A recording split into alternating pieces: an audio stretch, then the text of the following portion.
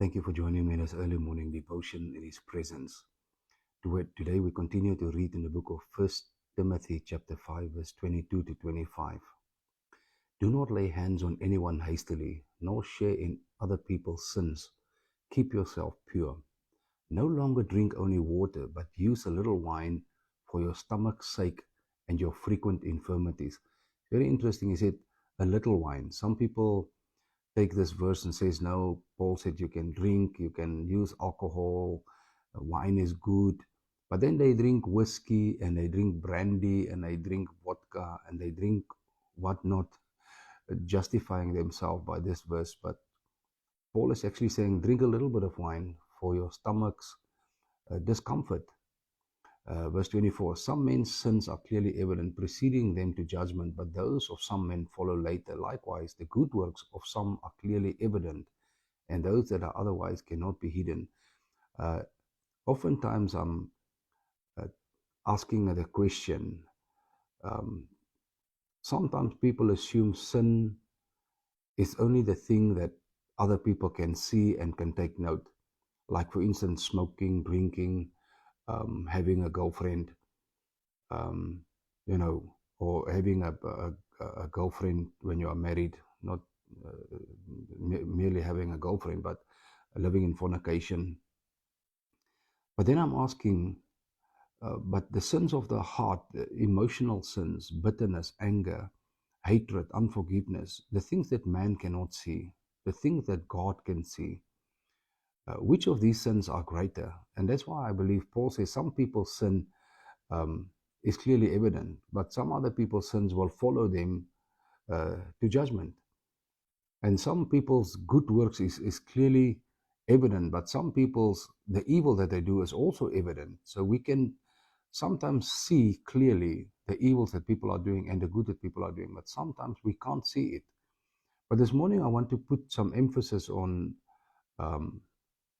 the laying on of hands, and I've got a number of verses that I want us to go through, and let us see if time will allow us. Leviticus 1 verse 4. The laying on of hands is not a New Testament concept. So we're picking some verses in the Old Testament, and then we're going to come to the New Testament. Leviticus 1:4 is the person shall lay his hand on the head of the burnt offering, and it shall be accepted for him to make atonement for him. So if a person have sinned, you lay your hands on the head of the animal that you are going to burn as an offering, and then your sins actually, that animal will receive your sin and it will be atoned for. Leviticus 4 verse 15, and the elders of the congregation shall lay their hands on the head of the bull before the Lord, and the bull shall be killed before the Lord. The same principle applied. When the elders sinned, they need to lay their hands on the bull, on the head of the bull, and so they are actually imparting or transmitting their sin in a certain way to the bull. And when the bull is sacrificed, the bull actually accepted their sin. That is why Jesus have taken our sin upon him.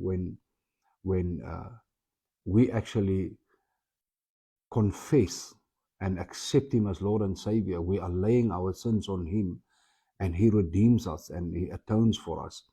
Leviticus 16 verse 21, and Aaron shall lay both his hands on the head of the live goat and confess over it all the iniquities of the people of Israel, and all their transgressions and all their sins. And he shall put them on the head of the goat and send it away into the wilderness by the hand of a man who is in readiness. The same principle, Aaron laid his hands on the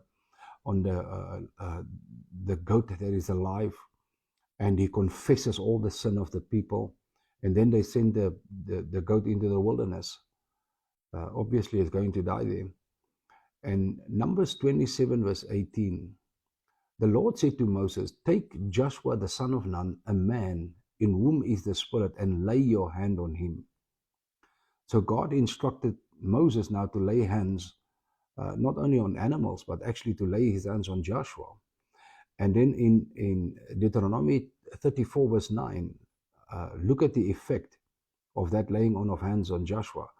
It says in verse 9, and Joshua the son of Nun was full of the spirit of wisdom, for Moses had laid his hands on him.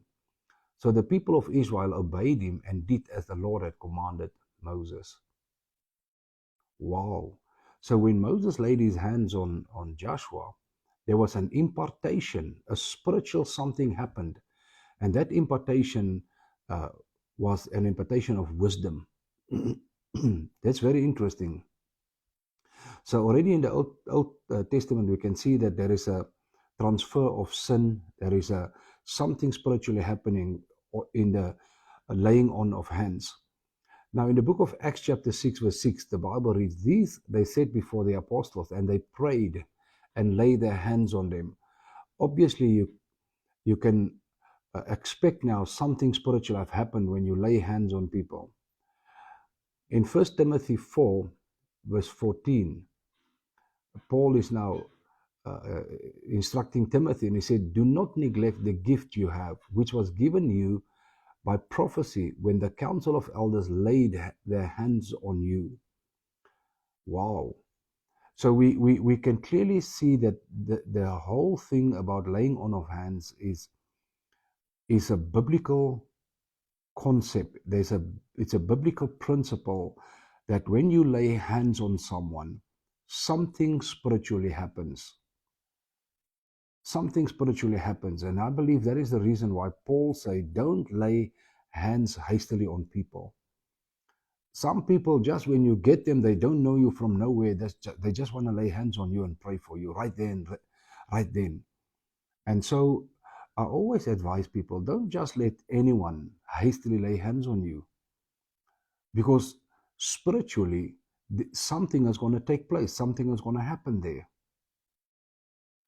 And I believe that in this instance, Paul said, when the council of elders laid hands on you, you received a gift. So spiritual gifts can be imparted. Ministry can be imparted. Anointing can be imparted. Wisdom can be imparted. Sin can be imparted. So we must be very cautious that we don't just allow anyone to lay hands on us. Be cautious. Be very cautious. Let us continue.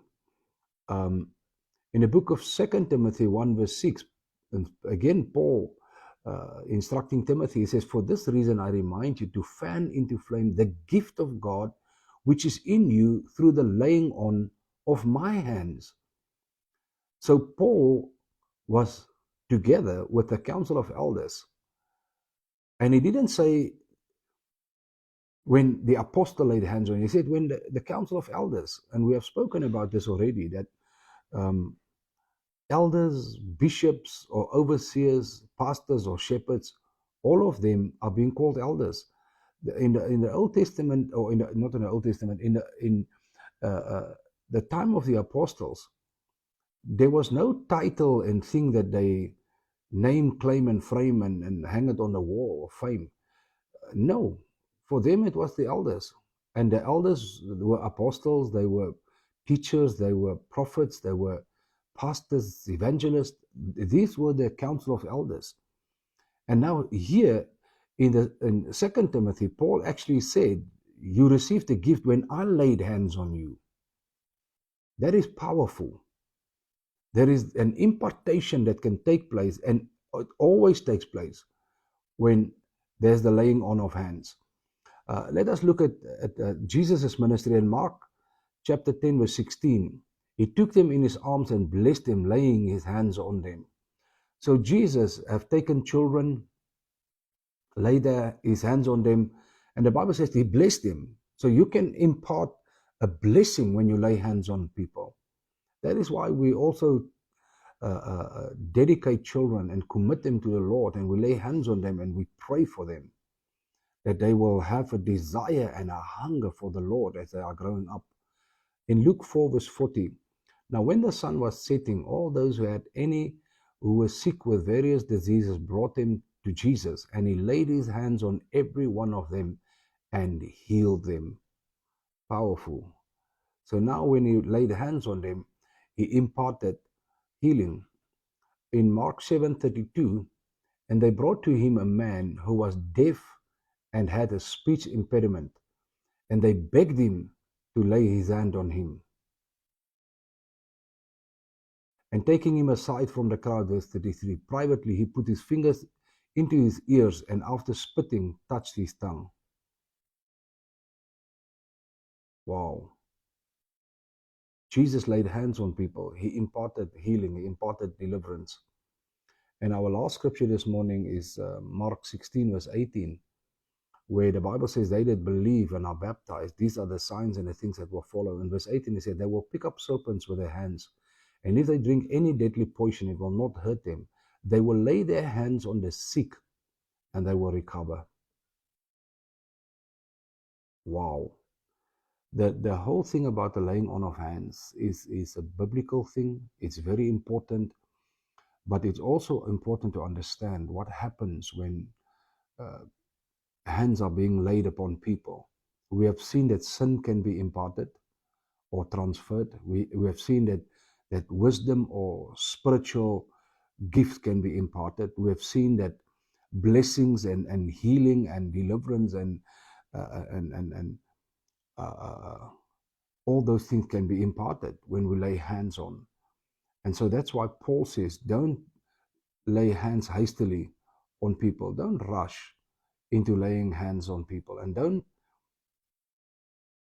be rushed into people laying hands on you. This is very important. So let us trust God to give us the wisdom and the guidance in all this. Let us just pray together. Father, thank you so much for this clear instruction on the laying on of hands, and help us, Lord, to understand and help us, Lord, to be cautious when we need to lay hands on people, but also, Lord, when people lay their hands on us, help us to discern, help us to be alert, help us, Lord, that other people cannot transmit their sins and their wickedness and unrighteousness onto us when they lay hands on us. Protect us, O God, in Jesus' name. Amen. Well, today's Friday. Thank you so much for the week that you had been with me. May you have a great weekend with your family, your loved ones. Serve them, love them, and take care of them. And make sure that this weekend you get to the fellowship of the saints, your church, your local church, and attend and serve well with them. May God bless you. Remember to hit the share button. Somebody under your influence need to hear this truth. May God bless you. See you Monday.